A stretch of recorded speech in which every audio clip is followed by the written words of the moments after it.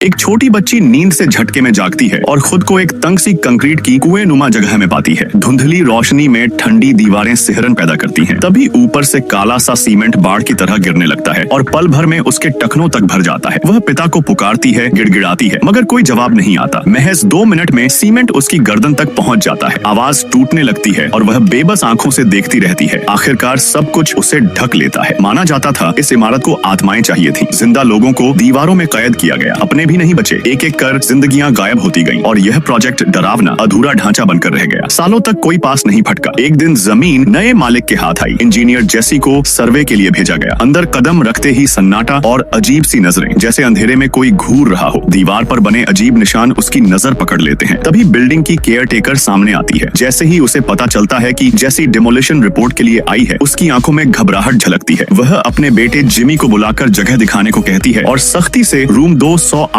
में ठहरने की हिदायत देती है। लड़का इशारा समझ जाता है। जिमी एक तन्हा सा किशोर है, कम बोलने वाला। चलते चलते वह चेतावनी देता है, 8 फ्लोर पर मत जाना, वहाँ आर्किटेक्ट रहता था और रूफटॉप भी खतरनाक है। कमरे तक पहुंचकर वह फिर समझाता है, बिना वजह इधर उधर मत घूमना। जैसी इसे हल्के में ले लेती है। रात को नहाते वक्त किसी के पुकारने की आवाज आती है। वह घबरा जाती है, मगर पल भर में सन्नाटा। फिर दीवारों के भीतर से किसी लड़की की हल्की पुकार। वह आवाज के पीछे हॉलवे तक जाती है कि अचानक केयर टेकर सामने आ जाती है। Oh I am sorry, I didn't realise you were here. अगले दिन माप जोख में दीवारें असामान्य रूप से मोटी निकलती हैं। डेटा और ब्लूप्रिंट मेल नहीं खाते, जैसे भीतर छुपी जगहें हों। जिज्ञासा बढ़ती है। चेतावनी के बावजूद वह 8 फ्लोर की ओर जाती है, मगर दरवाजा बंद। वहीं से रूफटॉप की सीढ़ियां दिखती हैं। ऊपर पहुंचकर पता चलता है यह जिमी का गुप्त ठिकाना है। एक डायरी में जेसी के लिए उसके जज्बात और बिल्डिंग से जुड़े डरावने संकेत लिखे हैं। सच्चाई जानने के लिए वह पास के स्टोर में जाकर ऑनलाइन रिकॉर्ड खंगालती है। खुलासा चौंकाने वाला। आर्किटेक्ट 15 साल पहले मर चुका था, उसके साथ उसकी बेटी और 14 अन्य लोग भी। जेसी तुरंत जिमी से भिड़ती है। हालात समझकर वह मान जाता है। रात में माँ की चाबियां चुराकर 8th फ्लोर दिखाएगा। वजह साफ है, पहली मुलाकात से ही वह उससे मोहब्बत करने लगा था। जांच जारी रहती है। तभी एक आदमी कुल्हाड़ी लेकर दीवारों पर टूट पड़ता है, चिल्लाता हुआ, तेज चलो। वह सनकी नहीं, टूटे दिल वाला बाप है। उसकी बेटी सालों पहले यहीं गायब हुई थी। वह डिमोलिशन नहीं होने देगा। उसे यकीन है उसकी बच्ची अब भी यहीं कहीं है। इन तमाम अजीब घटनाओं के बीच जेसी को महसूस होता है, यह इमारत सिर्फ ईंट सीमेंट नहीं, एक जिंदा डर है।